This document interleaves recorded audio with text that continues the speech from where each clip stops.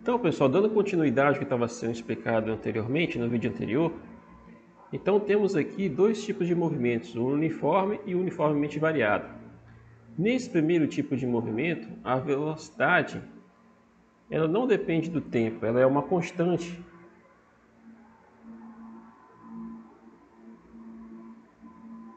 Certo? Ela é uma constante. Mas já a posição depende do tempo. Já no movimento uniforme, variado, tanto a posição quanto a velocidade dependem do tempo, ou seja, elas variam no tempo, certo? E aqui aparece um conceito novo, né? Ou não tão novo assim, que é o quê? O que faz com que gere uma taxa de variação de velocidade, nesse caso aqui, é a aceleração.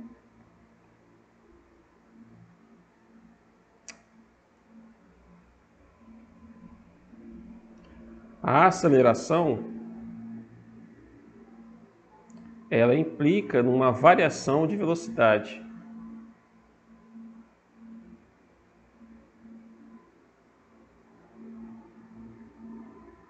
De V, certo?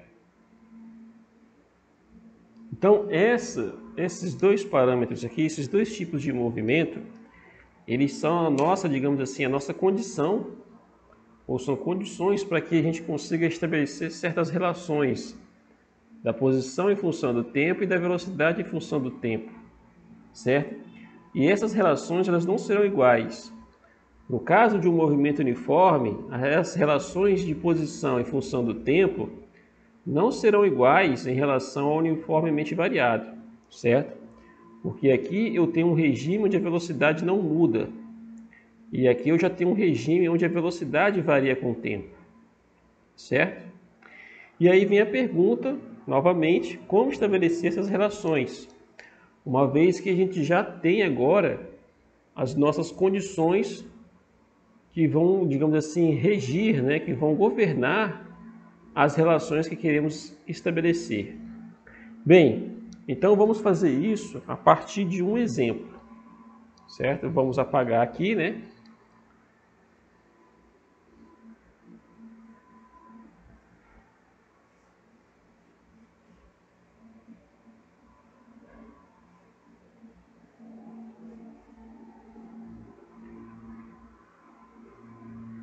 Então, no caso de um movimento uniforme, né, vamos usar o primeiro caso, movimento uniforme.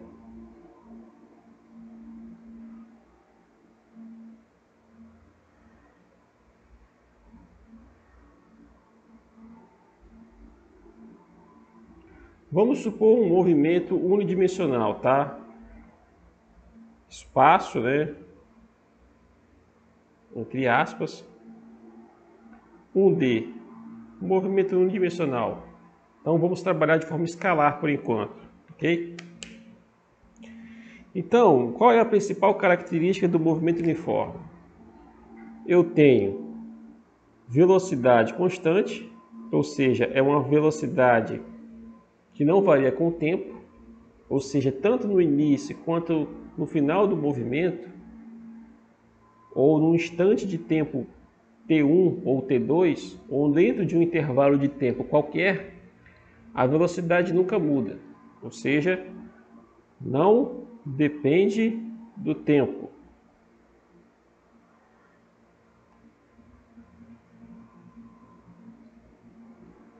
De T, não depende do tempo, mas o X já vai depender, certo?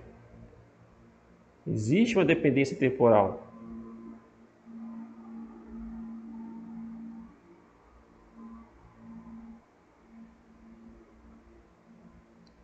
Certo?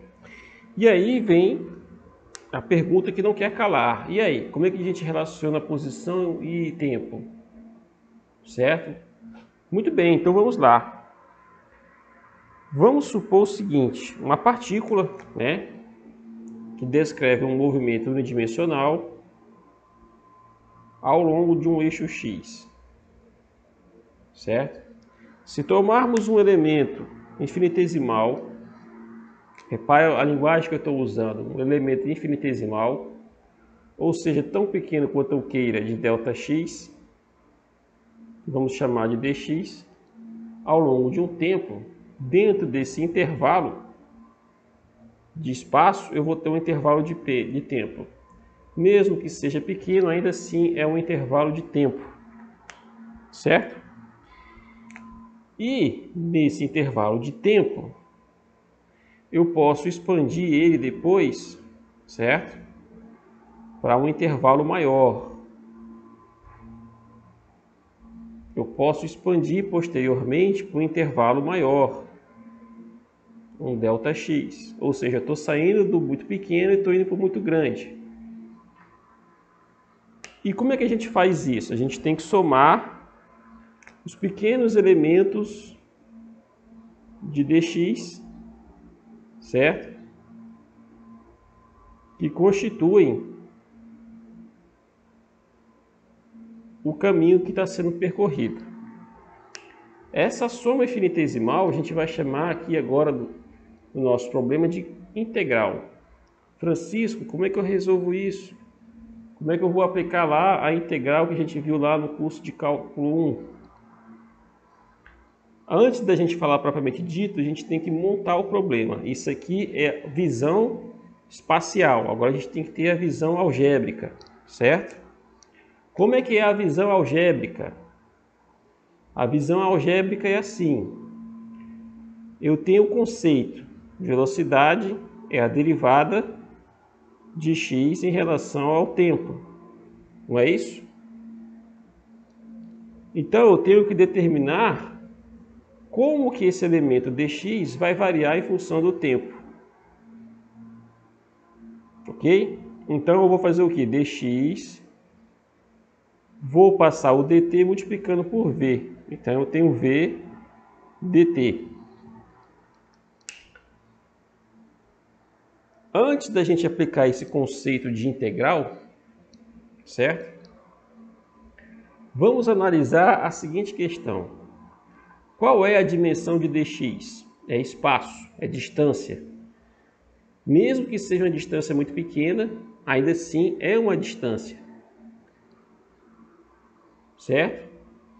Qual é a dimensão desse produto de v com dt? O v é a velocidade, ou seja, é a distância que multiplica o inverso de tempo. Certo? E o dt, mesmo que seja um intervalo de tempo muito pequeno, ainda assim é um intervalo de tempo. E o intervalo de tempo é o quê? É o próprio tempo, né? Esse instante de tempo ainda assim é o próprio tempo. Então aqui eu tenho distância que multiplica tempo a menos 1, que multiplica o tempo. Então vamos aqui fazer análise dimensional. Uma coisa muito importante aqui. Aqui eu tenho distância, certo? Que a gente vai chamar de d grande. Aqui eu tenho distância que multiplica tempo a menos 1, que é a velocidade. E que multiplica o quê? O tempo, né?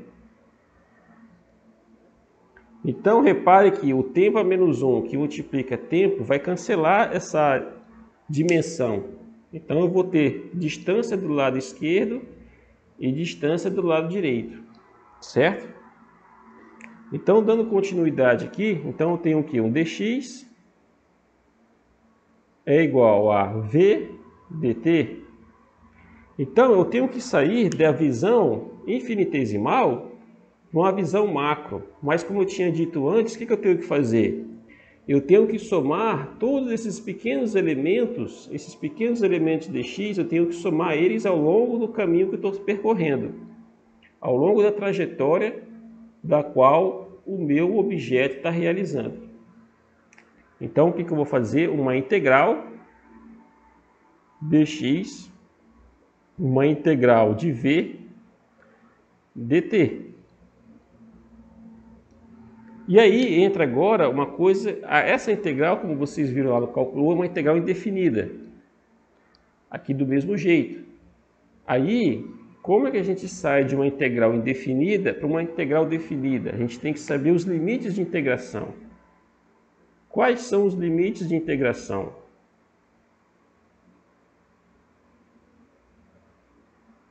Quais são os limites de integração? No caso aqui, a variável-chave é a posição. Então, eu estou saindo de uma posição inicial, x0, até a posição genérica x, certo? Ah, mas esse valor não é o x? Sim, né? É comum, para não confundir, colocar isso aqui. Mas para não gerar confusão com derivada, que isso aqui também representa uma derivada. Então, a gente já simplesmente diz que é o próprio x. Né? É um x genérico aqui, ó. Eu estou saindo de uma posição inicial e vou para uma posição final. Saindo da visão micro para uma visão macro, certo? E aqui nesse ponto inicial, eu vou ter um tempo inicial, t0, e eu vou ter um tempo final também, t, certo? E aí agora vamos integrar esse camarada. Integral de x0 a x dx é x menos x0, certo? E a integral de t0 a t é v dt, mas sabemos que sabe-se que v é o quê? É um v0, certo? Porque não tem dependência temporal. Então, ele não depende do tempo aqui. Então, ele pode extrair para fora da integral. Então, vamos ter um v0 integral de t0 a t dt. Gente, eu estou fazendo bem devagar para não gerar dúvidas, né? Então, eu vou ter um x menos x0 igual a v0 que multiplica t menos t0. Então, por conveniência, né, é conveniente a gente chegar e afirmar que t0 é zero, porque é a origem do movimento. Então, se a gente está pegando o momento inicial onde o movimento está sendo observado, é comum, é conveniente a gente colocar isso aqui igual a zero. Então, a gente pode escrever que x, em função do tempo, vai ser a posição inicial da onde ele partiu, mais a velocidade que ele tem, que multiplica o tempo, certo? Repare, isso aqui lembra o que de vocês lá no ensino médio? Se a gente substitui o x por s, como é que fica? S é igual a S0 mais V0t, né? Então, repare que agora a gente chegou na função temporal da posição, né? Opa, houve um equívoco aqui. Só um minuto. Perdão.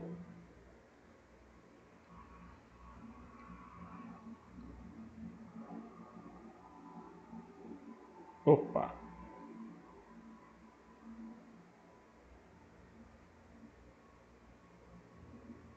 Pessoal, ao vivo é assim mesmo. Então, repare que isso aqui é aquela mesma relação que a gente tinha visto lá no ensino médio, que é a posição do espaço. Só que aqui agora é o x. Então, é a primeira descoberta que vocês estão fazendo. Da onde que apareceu aquela expressão lá do S igual a S0 mais V0t? É dessa análise, certo? Então, temos aqui uma função temporal da posição em relação ao movimento uniforme. Então, já respondemos a primeira pergunta. Como estabelecer a posição em função do tempo, por caso de um movimento uniforme? Isso aqui vale para o movimento uniforme variado? Não vale, porque é um outro regime de movimento, certo? Então fica aqui a critério essa parte aqui, certo? Muito bem.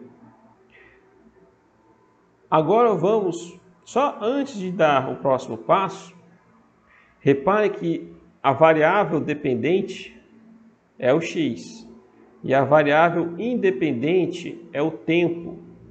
x0 e v0 são constantes, são valores numéricos fixos, já estabelecido com base na condição inicial do problema, correto?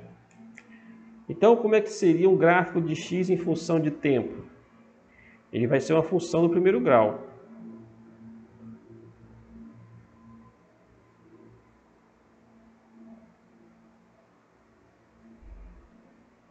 É uma função do primeiro grau, certo? Onde a variável dependente é o x e a variável independente é o tempo. Se eu vou ter um comportamento x em função do tempo, se ele vai ser assim ou desse jeito, aí depende dos valores de x0 e do valor de v0, certo? Então esse é o tipo de gráfico. Então isso aqui é um gráfico chamado também função linear.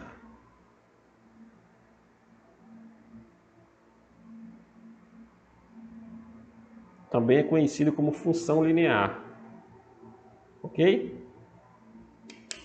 Vamos para o próximo tipo de movimento agora, então.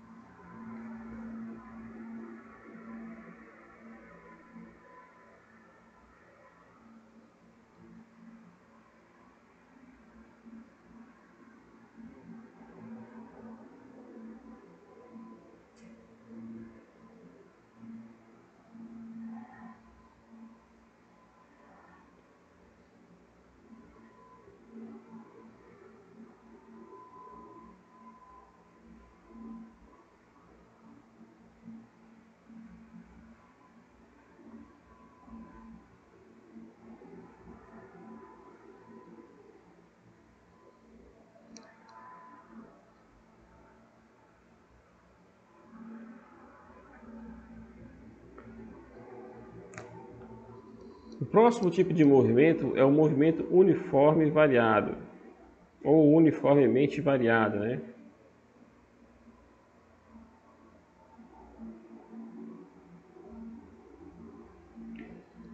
Então, nesse caso aqui, novamente, a gente sempre vai considerar o caso unidimensional, movimento 1D. Movimento de uma única dimensão. Depois a gente expande isso para as outras duas dimensões, certo? Então, nesse caso aqui, novamente, agora a gente tem o seguinte. Eu tenho x que depende da posição, que depende do tempo. E agora apareceu um outro fator, a velocidade também vai depender do tempo, né? A velocidade não é mais constante. E Francisco, e agora? Como é que a gente consegue estabelecer relações aqui? A dica agora é a seguinte, a gente tem que partir do conceito em que não há variação de movimento. A gente tem que partir agora do parâmetro que a gente observa que é constante no tempo. E Francisco, qual é o parâmetro aqui que é constante no tempo? Posição varia em função do tempo e a velocidade também varia em função do tempo. E aí, o que é constante no tempo? Existe um parâmetro aqui que é constante no tempo, pessoal, que é a aceleração. A aceleração não depende do tempo, certo? Ou seja, isso aqui é constante, ou seja, não varia com o tempo, certo? A aceleração não varia com o tempo. Então, qual é o conceito de aceleração? A é quem? É a derivada da velocidade em relação ao tempo. Usando o mesmo raciocínio que foi feito no caso do movimento uniforme, vamos fazer o que? Vamos passar o dt multiplicando o A. Então é o A dt. Então, utilizando o mesmo raciocínio que foi feito anteriormente, só que em vez de agora para dx, vamos usar para dv. Então, essa equação infinitesimal, vamos sair do mundo micro para o mundo macro, certo? Então, eu preciso o quê? De fazer uma soma. Então, eu vou ter que fazer uma integral de v0 até v dv, que multiplica quem? Uma integral, vamos já colocar zero, tá?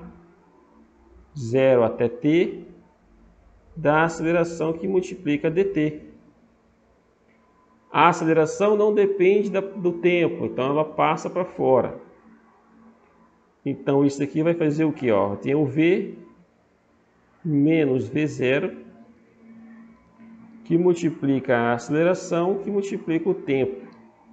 Então chegamos na primeira relação aqui já, certo? Então temos que a velocidade em função do tempo é a velocidade inicial com que ele origina o movimento, mais quem? A aceleração vezes o tempo. Então essa aqui é uma relação importante do movimento uniforme variado. Então isso aqui é uma primeira relação. Qual é a próxima meta? Ok, a gente conseguiu estabelecer velocidade em função do tempo. Agora eu tenho que estabelecer a posição em função do tempo. E Francisco, e agora? Como é que a gente faz? Não há o que se preocupar. Simplesmente aplicando o conceito. O que é velocidade? Né? Eu vou escrever aqui. Sabemos que, ou sabe-se, né? Que a velocidade é o que? É a derivada da posição em relação ao tempo. Então, eu vou substituir esse conceito aqui onde tem v. E continuando aqui em cima, o que vai acontecer? Eu vou ter dx dt é igual a v0 mais a que multiplica o tempo, certo? Vou passar o dt para cá, multiplicando. Então eu vou ter dx é igual a v0 dt mais a que multiplica t dt. O que eu tenho que fazer com essa expressão aqui? Eu tenho que integrar. Então eu vou ter uma integral de x0 até x dx, certo? Igual v0 é uma constante. Integral de 0 até t dt mais a aceleração, que a gente já sabe que é uma constante. Integral de 0 até t de t dt, certo? Essa integral aqui é fácil. Agora essa aqui, se alguém tiver enferrujado, tem que recuperar. Então reescrevendo aqui, ó. Então eu vou ter x menos x0, v0 que multiplica t, mais a aceleração. Qual é a integral de t dt que vai de 0 a t? É t ao quadrado sobre 2, certo? Lembre-se que a integral é o inverso da derivada. Então, qual é a função cuja derivada me dá t? É o t quadrado sobre 2. Então, se eu integrar novamente, eu vou ter o quê? O t quadrado sobre 2, certo? Ok? E aí, finalizando, chegamos na relação final da posição em função do tempo. Né? Teremos um x em função do tempo, que é igual a x0 mais v0t mais a aceleração divididos por 2, que multiplica o quadrado do tempo. Então, novamente, isso aqui é aquela relação que vocês viram lá no ensino médio. Substituindo x por s, vocês vão lá relembrar a expressão quadrática, função quadrática da posição em relação ao tempo. Certo? Então, repare que isso aqui é diferente, não é igual, né? Não é igual